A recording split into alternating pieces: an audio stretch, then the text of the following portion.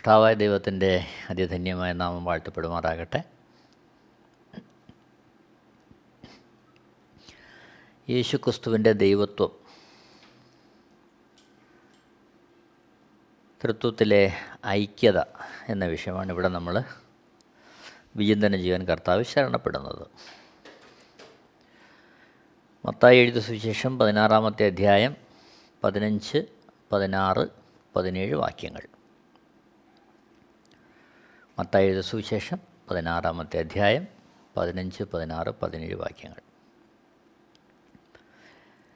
നിങ്ങളോ എന്നെ ആർ എന്ന് പറയുന്നു എന്നവൻ ചോദിച്ചതിന് ശിമോൻ പത്രോസ്, നീ ജീവനുള്ള ദൈവത്തിൻ്റെ പുത്രനായ ക്രിസ്തു എന്നും ഉത്തരം പറഞ്ഞു. യേശു അവനോട്, ബറിയോനാ ശിമോനെ, നീ ഭാഗ്യവാൻ, ജഡരക്തങ്ങളല്ല സ്വർഗസ്ഥനായ എൻ്റെ പിതാവത്രേ നിനക്കിത് വെളിപ്പെടുത്തിയത്. ഇവിടെ യേശുക്രിസ്തു ജീവനുള്ള ദൈവത്തിൻ്റെ പുത്രൻ എന്നതിലൂടെ അവിടുന്ന് സാക്ഷാൽ ദൈവം എന്നുള്ളതാണ് തിരുവെഴുത്ത് വെളിപ്പെടുത്തുന്നത്.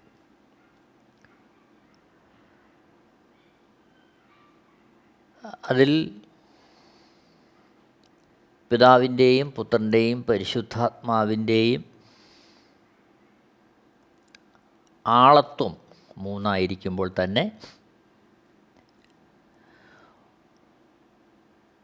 മൂവരിലും ആയിരിക്കുന്ന ആത്മാവ് ഒന്നായിരിക്കിയാൽ അസ്തിത്വത്തിൽ ഒന്നായിരിക്കുന്നു. പിതാവായ ദൈവം ആത്മാവാണ്, പുത്രനായ ക്രിസ്തു ആത്മാവാണ്, പരിശുദ്ധാത്മാവും ആത്മാവാണ്. അതിനുള്ള ബന്ധത്തിൽ യേശുക്രിസ്തു സർവശക്തൻ, അതാണ് നമ്മളിനി വിചിന്തനം ചെയ്യുന്നത്. അവിടുന്ന് പ്രപഞ്ച ശക്തികളുടെ മേൽ അധികാരമുള്ള സൃഷ്ടാവാണ്.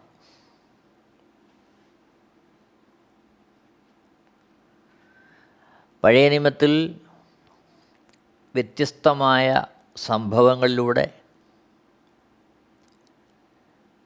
ദൈവത്തിൻ്റെ അധികാരം നമുക്ക് കാണാൻ കഴിയുന്നുണ്ട്, വ്യത്യസ്തമായ നിലവാരത്തിൽ.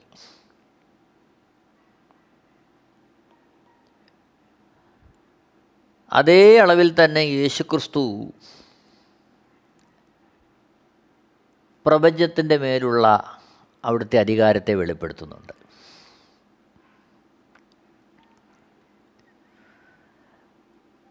പഴയ നിയമത്തിൽ നമുക്ക് കാണാൻ കഴിയുന്ന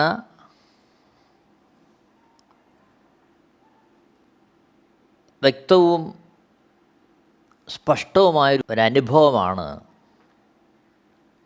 ചെങ്കടൽ വിഭാഗിക്കുന്നതിനുള്ള ബന്ധത്തിൽ ഉണ്ടാകുന്നത്.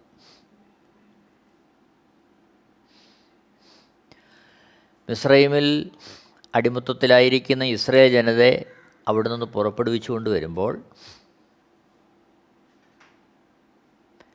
യഹോവയായ ദൈവം മോശയിലൂടെ പ്രവർത്തിച്ച് ചെങ്കടലിനെ വിഭാഗിക്കുകയാണ്. പുറപ്പാട് പുസ്തകം 14-ാമത്തെ അധ്യായത്തിൽ അത് വ്യക്തമായി നമുക്ക് കാണാൻ കഴിയുന്നുണ്ട്.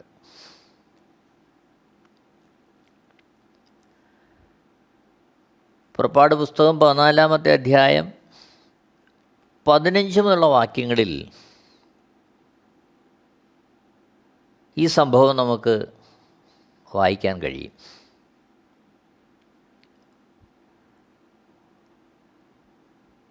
അപ്പോൾ യഹോവ മോശയോട് അരുളി ചെയ്തത്, നീ എന്നോട് നിലവിളിക്കുന്നത് എന്ത്? മുമ്പോട്ട് പോകുവാൻ ഇസ്രായേൽ മക്കളോട് പറക. 16-ാമത്തെ വാക്യം, വടിയെടുത്ത് നിൻ്റെ കൈ കടലിന്മേൽ നീട്ടി അതിനെ വിഭാഗിക്ക. ഇസ്രായേൽ മക്കൾ കടലിൻ്റെ നടുവേ ഉണങ്ങിയ നിലത്തുകൂടി കടന്നു പോകും.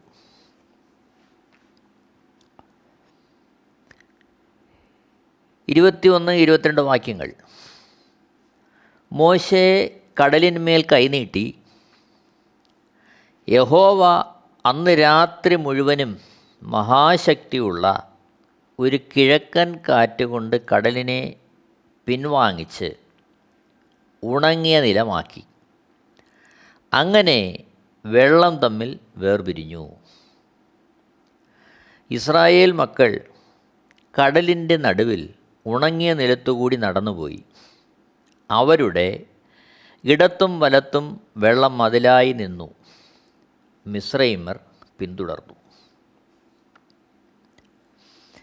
26 മുതൽ 30 വരെയുള്ള വാക്യങ്ങൾ. അപ്പോൾ യഹോവ മോശയോട്, വെള്ളം മിസ്രയീമ്യരുടെ മേലും അവരുടെ രഥങ്ങളിന്മേലും കുതിരപ്പടയുടെ മേലും മടങ്ങി വരേണ്ടതിന് കടലിന്മേൽ കൈനീട്ടുക എന്ന് കൽപ്പിച്ചു. മോശെ കടലിന്മേൽ കൈനീട്ടി. പുലർച്ചയ്ക്ക് കടൽ അതിൻ്റെ സ്ഥിതിയിലേക്ക് മടങ്ങി വന്നു. മിസ്രയീമ്യർ അതിനെതിരായി ഓടി. യഹോവ മിസ്രയീമ്യരെ കടലിൻ്റെ നടുവിൽ തള്ളിയിട്ടു. വെള്ളം മടങ്ങി വന്ന് അവരുടെ പിന്നാലെ കടലിലേക്ക് ചെന്നിരുന്ന രഥങ്ങളെയും കുതിരപ്പടയെയും ഫറവോൻ്റെ സൈന്യത്തെയും എല്ലാം മുക്കിക്കളഞ്ഞു. അവരിൽ ഒരുത്തൻ പോലും ശേഷിച്ചില്ല. ഇസ്രായേൽ മക്കൾ കടലിൻ്റെ നടുവേ ഉണങ്ങിയ നിലത്തുകൂടി കടന്നുപോയി. വെള്ളം അവരുടെ ഇടത്തും വലത്തും മതിലായി നിന്നു. ഇങ്ങനെ യഹോവ ആ ദിവസം ഇസ്രായേല്യരെ മിസ്രയീമ്യരുടെ കയ്യിൽ നിന്ന് രക്ഷിച്ചു. മിസ്രയീമ്യർ കടൽക്കരയിൽ ചത്തടിഞ്ഞ് കിടക്കുന്നത് ഇസ്രായേല്യർ കാണുകയും ചെയ്തു. ഇവിടെ യഹോവയായ ദൈവം ചെങ്കടലിനെ വിഭാഗിക്കുന്നത് നമ്മളിവിടെ കാണുകയാണ്. ഈ പ്രപഞ്ചത്തിൻ്റെ മേലുള്ള ദൈവിക അധികാരത്തെ നമുക്കിവിടെ കാണാൻ കഴിയും.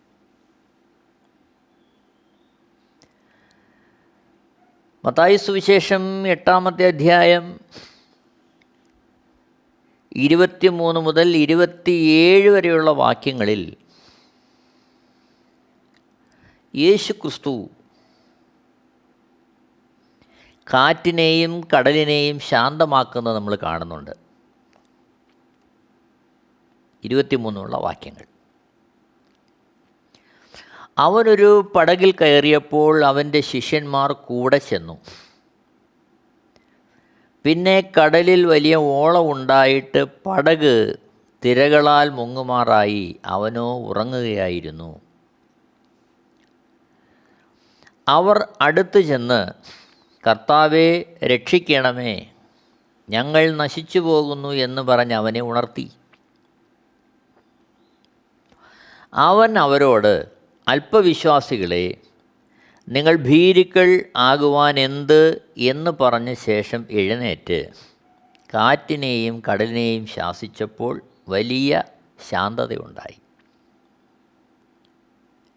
എന്നാറെ ആ മനുഷ്യർ അതിശയിച്ചു, ഇവൻ എങ്ങനെയുള്ളവൻ, കാറ്റും കടലും കൂടെ ഇവനെ അനുസരിക്കുന്നുവല്ലോ എന്ന് പറഞ്ഞു. ഇവിടെ സൃഷ്ടാവെന്ന തരത്തിൽ സൃഷ്ടിയുടെ മേലുള്ള യേശുക്രിസ്തുവിൻ്റെ സമ്പൂർണ്ണ അധികാരത്തെ നമ്മൾ കാണുകയാണ്. അതേപോലെ യേശുക്രിസ്തു കടലിന്മേൽ നടക്കുന്നത് നമ്മൾ സുവിശേഷങ്ങളിൽ കാണുന്നുണ്ട്. മത്തായി എഴുതിയ സുവിശേഷം 14-ാമത്തെ അധ്യായം 22 മുതൽ 33 വരെയുള്ള വാക്യങ്ങളിൽ ശിഷ്യന്മാർ പടകിൽ യാത്ര ചെയ്യുമ്പോൾ അവരുടെ സമീപത്തേക്ക് നടന്നു വരുന്ന യേശുക്രിസ്തുവിനെ നമ്മൾ കാണുന്നുണ്ട്. മത്തായി സുവിശേഷം 14-ാമത്തെ അധ്യായം 25-ാമത്തെ വാക്യം. മത്തായി എഴുതിയ സുവിശേഷം 14-ാമത്തെ അധ്യായം 25. രാത്രിയിലെ 4-ാം യാമത്തിൽ അവൻ കടലിന്മേൽ നടന്ന് അവരുടെ അടുക്കൽ വന്നു. യേശുക്രിസ്തു കടലിൻ്റെ മീതെ നടക്കുകയാണ്. നോക്കണം, ഇതിനോടനുബന്ധിച്ച് നാം മറ്റു ചില സംഭവങ്ങൾ കാണുന്നുണ്ട്. യേശുക്രിസ്തുവാണ് കടലിൻ്റെ മീതെ നടന്നു വരുന്നത് എന്ന് കണ്ട ശിമോൻ പത്രോസ് തനിക്കും വെള്ളത്തിൻ്റെ മീതെ നടക്കണം എന്നുള്ള ആവശ്യം അറിയിക്കുമ്പോൾ യേശുക്രിസ്തു പത്രോസിനെ തൻ്റെ അരികത്തേക്ക് വിളിക്കുകയാണ്. അങ്ങനെ പടകിൽ നിന്ന് പത്രോസ് ഇറങ്ങി വെള്ളത്തിൻ്റെ മീതെ നടക്കുന്നു. എന്നാൽ അതിൻ്റെ മധ്യേ കാറ്റും തിരമാലയും കണ്ട് അല്പം ശ്രദ്ധ വ്യതിചലിച്ചപ്പോൾ പത്രോസ് വെള്ളത്തിലേക്ക് മുങ്ങാൻ തുടങ്ങുകയാണ്. വെള്ളത്തിലേക്ക് മുങ്ങിത്താഴുന്ന പത്രോസ് അവിടെ നിന്ന് യേശുവിനെ നോക്കി നിലവിളിക്കുമ്പോൾ അവിടുന്ന് കരം നീട്ടി തന്നെ ഉയർത്തുന്നതായിട്ട് നമ്മൾ കാണുന്നുണ്ട്. അപ്പോൾ ഇവിടെയെല്ലാം സൃഷ്ടാവെന്ന തരത്തിൽ സൃഷ്ടിയുടെ മേലുള്ള സമ്പൂർണമായ അധികാരത്തെ യേശുക്രിസ്തുവോടെ വെളിവാക്കുകയാണ്.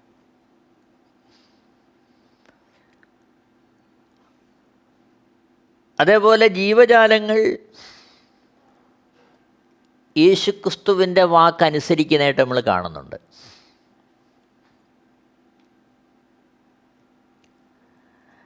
പഴയ നിയമത്തിൽ ബിലെയാം എന്ന പ്രവാചകനെ തിരുത്തുവാൻ കഴുതയെ കൊണ്ട് സംസാരിപ്പിക്കുന്ന യഹോവയായ ദൈവത്തെ നമുക്ക് കാണാൻ കഴിയും.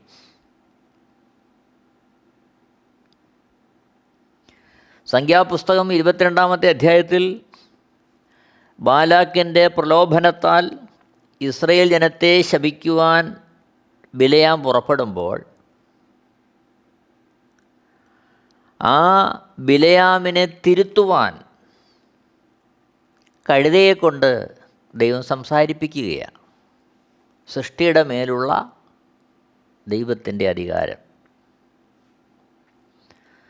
സംഖ്യാപുസ്തകം 22-ാമത്തെ അധ്യായം 28 മുതൽ 31 വരെയുള്ള വാക്യങ്ങൾ. സംഖ്യാപുസ്തകം 22-ാമത്തെ അധ്യായം 28 മുതൽ 31 വരെ. അപ്പോൾ യഹോവ കഴുതയുടെ വായ് തുറന്നു. അത് ബിലെയാമിനോട്, നീ എന്നെ ഈ 3 പ്രാവശ്യം അടിപ്പാൻ ഞാൻ നിന്നോട് എന്ത് ചെയ്തു എന്ന് ചോദിച്ചു. ബിലെയാം കഴുതയോട്, നീ എന്നെ കളിയാക്കിയത് കൊണ്ടത്രേ, എൻ്റെ കയ്യിൽ ഒരു വാൾ ഉണ്ടായിരുന്നെങ്കിൽ ഞാൻ ഇപ്പോൾ തന്നെ നിന്നെ കൊന്നുകളയുമായിരുന്നു എന്ന് പറഞ്ഞു. കഴുത ബിലെയാമിനോട്, ഞാൻ നിൻ്റെ കഴുതയല്ലയോ? ഇക്കാലമൊക്കെയും എൻ്റെ പുറത്തല്ലയോ നീ കയറി നടന്നത്? ഞാൻ എപ്പോഴെങ്കിലും ഇങ്ങനെ നിന്നോട് കാണിച്ചിട്ടുണ്ടോ എന്ന് ചോദിച്ചു. ഇല്ല എന്നവൻ പറഞ്ഞു. അപ്പോൾ യഹോവ ബിലെയാമിൻ്റെ കണ്ണു തുറന്നു. യഹോവയുടെ ദൂതൻ വാൾ ഊരിപ്പിടിച്ചുകൊണ്ട് നിൽക്കുന്നത് അവൻ കണ്ടു. സാഷ്ടാംഗം വീണ് നമസ്കരിച്ചു. അപ്പോൾ ഇവിടെ ബിലെയാമിൻ്റെ ബുദ്ധിഹീനതയെ തിരുത്തുവാൻ കഴുതയെ കൊണ്ട് ദൈവം സംസാരിപ്പിക്കുന്നു. പുതിയ നിയമത്തിലേക്ക് വരുമ്പോൾ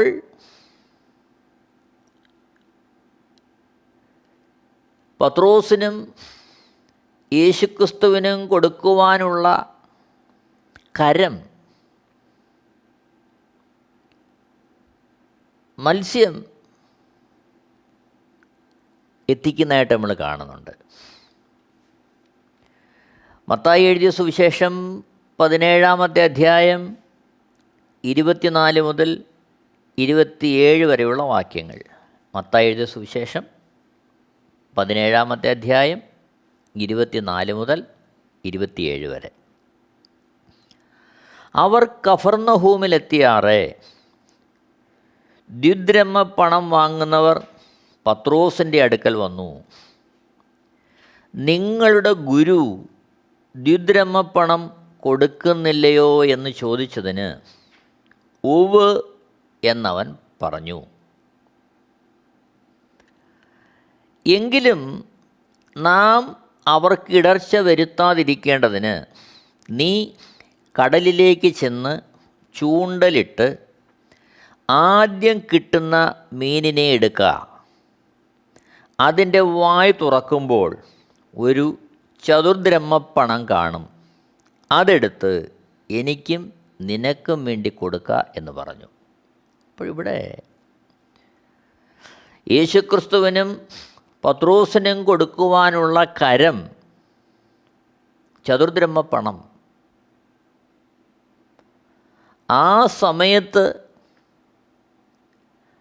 ആ ചൂണ്ടയിൽ കുരുങ്ങി അത് പത്രോസിന് ലഭ്യമാകുവാൻ തക്കവണ്ണം ആ മീൻ അവിടെ എത്തുകയാണ്. മത്തായി സുവിശേഷം 21-ാമത്തെ അധ്യായം 18 മുതൽ 22 വരെയുള്ള വാക്യങ്ങളിൽ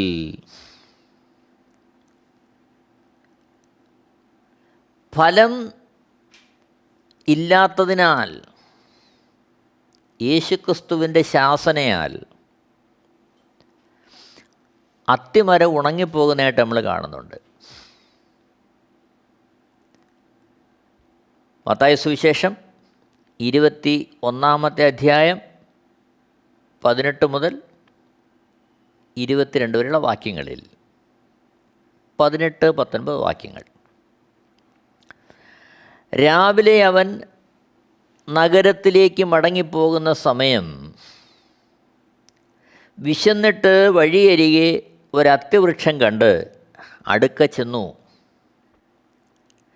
അതിൽ ഇലയല്ലാതെ ഒന്നും കാണായികയാൽ ഇനി നിന്നിൽ ഒരു നാളും ഫലം ഉണ്ടാകാതെ പോകട്ടെ എന്നതിനോട് പറഞ്ഞു. ക്ഷണത്തിൽ അത്തി ഉണങ്ങിപ്പോയി. നോക്കണം, ഇവിടെ യേശുക്രിസ്തുവിൻ്റെ വ്യത്യസ്തമായ അധികാരത്തെ നമ്മൾ കാണുകയാണ്. സൃഷ്ടാവെന്ന തരത്തിൽ അവിടുത്തെ സമ്പൂർണമായ അധികാരം പ്രപഞ്ചത്തിൻ്റെ മേൽ അവിടുന്ന് വെളിപ്പെടുത്തുന്നു. സർവശക്തൻ എന്ന തരത്തിൽ നമ്മൾ ചിന്തിക്കുമ്പോൾ യേശുക്രിസ്തുവിൻ്റെ പരമാധികാരത്തെ നമ്മളിവിടെ കാണുകയാണ്. അവിടുത്തെ മരണത്തോടുള്ള ബന്ധത്തിലും ഇതേ അനുഭവങ്ങൾ നമുക്ക് കാണാൻ കഴിയുന്നുണ്ട്. മത്തായി എഴുതിയ സുവിശേഷം 27-ാമത്തെ അധ്യായം 45 മുതൽ 54 വരെയുള്ള വാക്യങ്ങളിൽ യേശുക്രിസ്തുവിൻ്റെ ക്രൂശീകരണ സമയത്തെ സംഭവങ്ങൾ നമ്മൾ കാണുകയാണ്.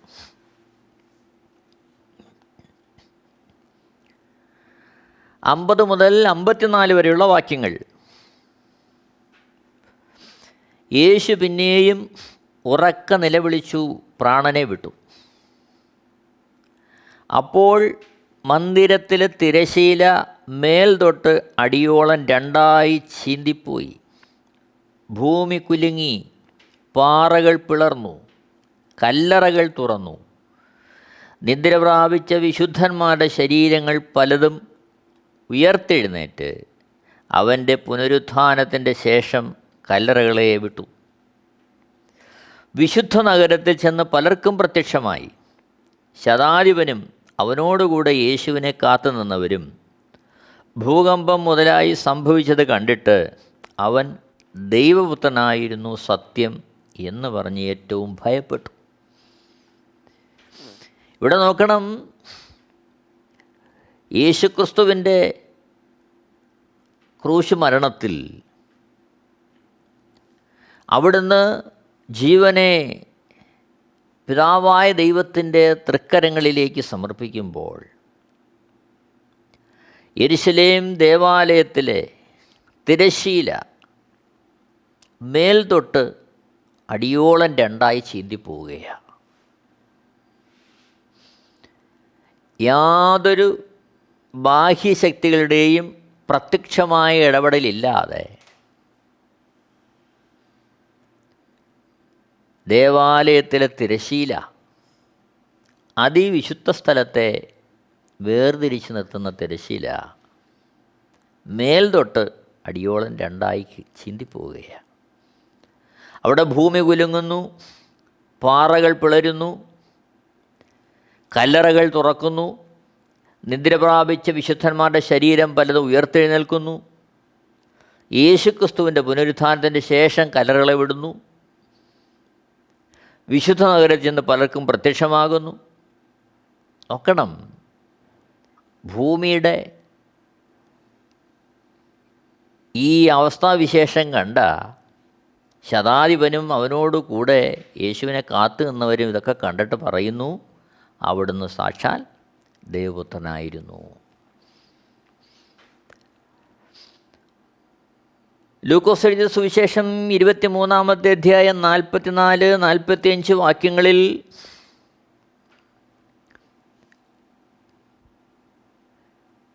ഏകദേശം 6 മണി നേരമായപ്പോൾ സൂര്യൻ ഇരുണ്ട് പോയിട്ട് 9 മണിവരെ ദേശത്തൊക്കെയും അന്ധകാരമുണ്ടായി. ദൈവമന്ദിരത്തിലെ തിരശ്ശീല നടുവേ ചീന്തിപ്പോയി. നോക്കണം, ഇവിടെ സൂര്യൻ ഇരുണ്ട് പോവുകയാണ്. അതായത് യേശുക്രിസ്തുവിൻ്റെ ക്രൂശ് മരണത്തുള്ള സംഭവത്തിൽ അത് സംഭവിക്കുകയാണ്.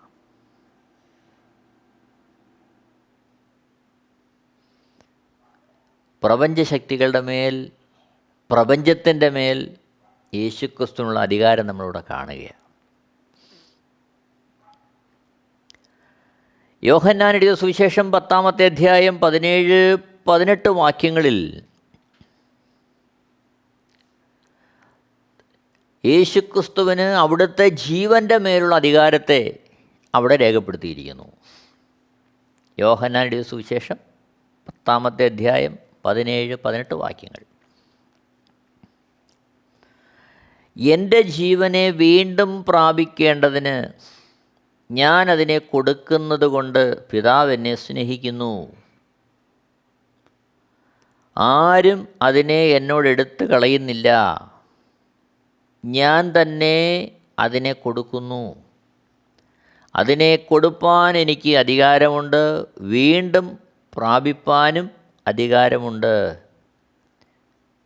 ഈ കൽപ്പന എൻ്റെ പിതാവിങ്കിൽ നിന്ന് എനിക്ക് ലഭിച്ചിരിക്കുന്നു. അതായത് യേശുക്രിസ്തുവിൻ്റെ ജീവൻ അതിനെ കൊടുക്കുന്നതിനും വീണ്ടും പ്രാപിക്കുന്നതിനുമുള്ള അധികാരം യേശുക്രിസ്തുവിനുണ്ടെന്ന് അവിടുന്ന് വെളിപ്പെടുത്തുകയാണ്.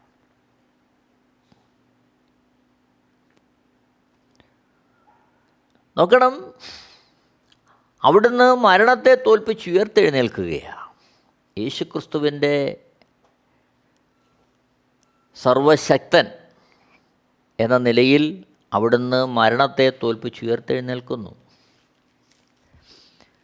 അതേസമയം നമ്മൾ ഓർക്കണം, അവിടുന്ന് ദൈവമായതുകൊണ്ട് മാത്രമല്ല, പ്രത്യുത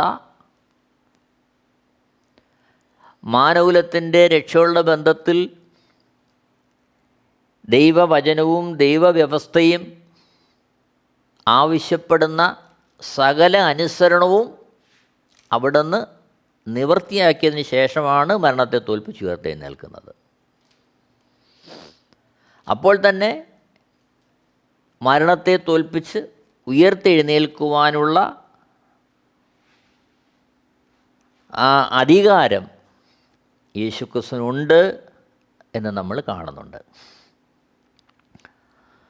ലൂക്കോസ് എഴുതിയ സുവിശേഷം 24-ാമത്തെ അധ്യായം 1 മുതൽ 7 വരെയുള്ള വാക്യങ്ങൾ. ലൂക്കോസ് എഴുതിയ സുവിശേഷം 24-ാമത്തെ അധ്യായം 1 മുതൽ 7 വരെ. അവർ ഒരുക്കിയ സുഗന്ധവർഗം എടുത്ത് ആഴ്ചവട്ടത്തിൻ്റെ 1-ാം ദിവസം അതികാലത്ത് കല്ലറയ്ക്കലെത്തി. കല്ലറയിൽ നിന്ന് കല്ല് ഉരുട്ടിക്കളഞ്ഞതായി കണ്ടു. അകത്ത് കടന്നാറെ കർത്താവായ യേശുവിൻ്റെ ശരീരം കണ്ടില്ല. അതിനെക്കുറിച്ച് അവർ ചഞ്ചലിച്ചിരിക്കുമ്പോൾ മിന്നുന്ന വസ്ത്രം ധരിച്ച 2 പുരുഷന്മാർ അരികെ നിൽക്കുന്നത് കണ്ടു. ഭയപ്പെട്ട് മുഖം കുനിച്ച് നിൽക്കുമ്പോൾ അവർ അവരോട്, നിങ്ങൾ ജീവനുള്ളവനെ മരിച്ചവരുടെ ഇടയിൽ അന്വേഷിക്കുന്നതെന്ത്? അവൻ ഇവിടെയില്ല, ഉയർത്തെഴുന്നേറ്റിരിക്കുന്നു. മുമ്പേ ഗലീലയിലിരിക്കുമ്പോൾ തന്നെ അവൻ നിങ്ങളോട് മനുഷ്യപുത്രനെ പാപികളായ മനുഷ്യരുടെ കയ്യിൽ ഏൽപ്പിച്ച് ക്രൂശിക്കുകയും അവൻ 3-ാം നാൾ ഉയർത്തെഴുന്നേൽക്കുകയും വേണം എന്ന് പറഞ്ഞത് ഓർത്തുകൊള്ളുവിൻ എന്ന് പറഞ്ഞു. ഇവിടെ മരണത്തെ തോൽപ്പിച്ച് യേശുക്രിസ്തു ഉയർത്തെഴുന്നേൽക്കുന്നതായിട്ട് നമ്മൾ കാണുകയാണ്. നോക്കണം, റോമാ സാമ്രാജ്യം ആ കല്ലറ വാതിലടച്ച് മുദ്ര വെച്ചിരുന്ന ആ കല്ല് ഉരുട്ടി മാറ്റി മരണത്തെ തോൽപ്പിച്ച് ഉയർത്തെഴുന്നേറ്റ യേശുക്രിസ്തു പുറത്തേക്ക് വരികയാണ്. ഓർക്കണമേ, അവിടുന്ന് സർവശക്തനാണ്, സകലത്തിൻ്റെ മേലും അധികാരമുള്ളവനാണ്, പ്രപഞ്ചത്തിലെ സകലത്തിൻ്റെ മേലും. ഒരു വേള ഈ വെളിപ്പാട് നമുക്ക് ആവശ്യമാണ്. ദൈവത്താൽ ദൈവസഭയുടെ ദൈവരാജ്യത്തിൻ്റെ വിശാലമായ പണിക്കും മുന്നേറ്റത്തിനും ഈ വെളിപ്പാട് ഓരോ ക്രിസ്തുഭക്തനും ആവശ്യമാണ്. ഒരു വേള നമുക്ക് നമ്മളെ തന്നെ ദൈവകരങ്ങളിലേക്ക് ഭരമേൽപ്പിക്കാം, സമർപ്പിക്കാം. ദൈവം എവരെയും ധാരാളമായിട്ട് അനുഗ്രഹിക്കുമാറാകട്ടെ. ആമേൻ.